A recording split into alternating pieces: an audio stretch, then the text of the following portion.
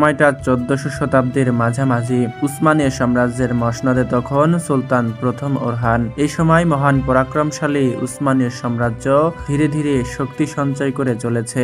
অন্যদিকে বাইজেন্টাইন সাম্রাজ্যের ভেতরে ক্রন্দল আর বিশৃঙ্খল সেনাবাহিনী নিয়ে ধ্বংস হয়ে চলেছে।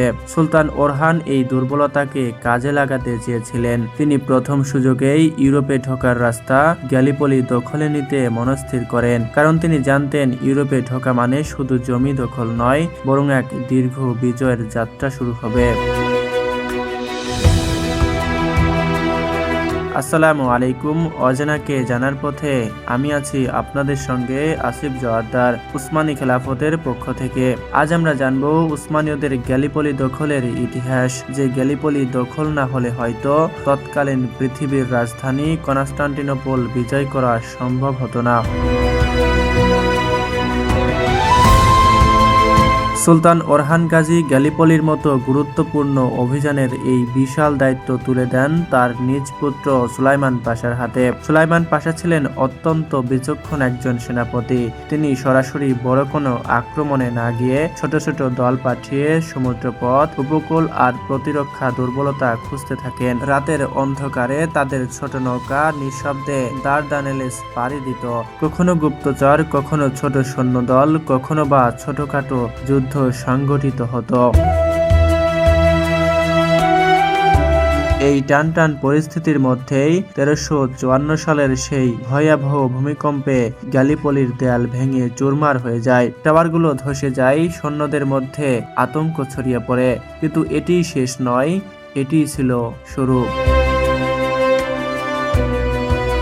ভূমিকম্পের পরও কিছু বাইজেন্টাইন সৈন্য সেখানে রয়ে গিয়েছিল। তারা ভাঙা দুর্গের ভেতর অবস্থান নিয়ে মরিয়া হয়ে প্রতিরোধ গড়ে তোলে। ঠিক তখনই সুলাইমান পাশা সিদ্ধান্ত নেন এটাই সেই মুহূর্ত যে সময়ে কাফেরদের ভেঙে চুরমার করে দেওয়া সম্ভব।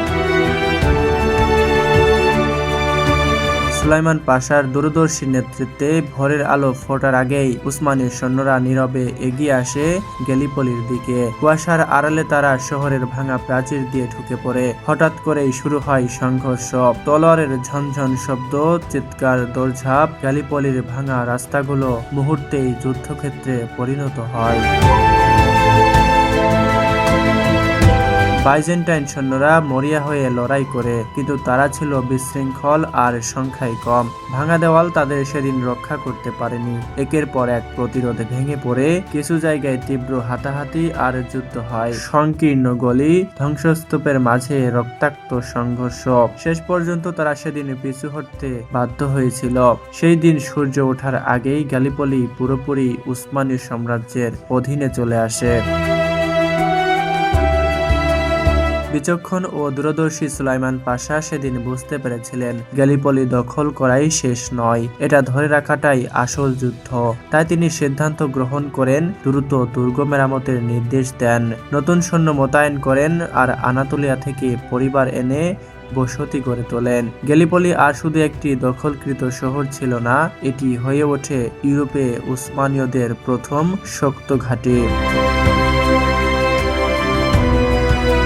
এই খবর পৌঁছে যায় বাইজেন্টাইন সম্রাটের কানে। সম্রাট শহর ফিরিয়ে নিতে চাইলে সুলতান ওরহান গাজী তা সাপটে প্রত্যাখ্যান করেন। তিনি সম্রাটকে জানিয়ে দেন এটি আর তোমাদের কাছে ফিরিয়ে দেওয়া হবে না।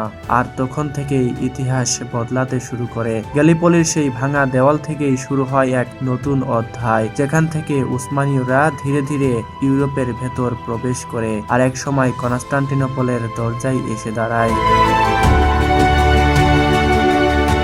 গ্যালিপলির সেই রাত, ভূমিকম্প, কুয়াশা আর হঠাৎ আক্রমণ শুধু একটি শহরের পতন ঘটায়নি, এটি ছিল এক সাম্রাজ্যের উত্থানের সূচনা, যেখানে যুদ্ধ সব সময় তলোয়ার দিয়ে নয়, সময়, কৌশল আর সুযোগ দিয়েও জেতা যায়। আপনারা যারা আমাদের এই ভিডিওটি ফেসবুক থেকে দেখছেন তারা আমাদের ফেসবুক পেজটি ফলো করুন, আর যারা ইউটিউব থেকে দেখছেন তারা আমাদের উসমানী খেলাফতের ইউটিউব চ্যানেলটি সাবস্ক্রাইব করুন। তুর্কি সিরিজের সুন্দর ও সাবলীল বাংলা সাবটাইটেল দেখতে জয়েন করুন উসমানী খেলাফতের টেলিগ্রাম চ্যানেল।